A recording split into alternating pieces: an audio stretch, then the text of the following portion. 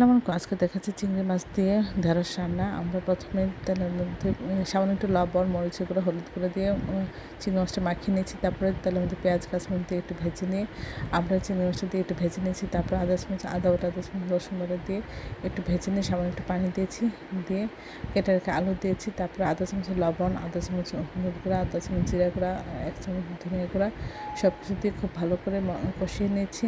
কিছুক্ষণ কষানোর পরে আমরা এর মধ্যে দিয়ে দিব ঢেঁড়স, দিয়ে আমরা কিছুক্ষণ খুব ভালো করে কষিয়ে নিব। তারপর পরিমাণ মতো পানি দিয়ে আমরা এটি জাল করে রান্না করে নেব। সব কিছু সিদ্ধ হলে এবং সব কিছু ঠিকঠাক হলে আমরা এটি নামিয়ে পরিবেশন করব। অসম্ভব মজা হয়। এটা একটু ঝোলও রাখতে পারবেন বা মাখা মাখা করতে পারেন, আপনাদের ইচ্ছা। এটা খেতে অসাধারণ লাগে। সবাই একবার হলো এই রেসিপিটা ট্রাই করবেন। সবাই আমার চ্যানেলটি লাইক ও শেয়ার দেবেন, সাবস্ক্রাইব করবেন এবং প্রিয়জনকে বেশি বেশি করে শেয়ার দেবেন। আমার চ্যানেলে সব রকম রান্নার রেসিপি রয়েছে, আশা করি দেখবেন এবং এই রেসিপিগুলো একবার হলেও আপনি ট্রাই করবেন।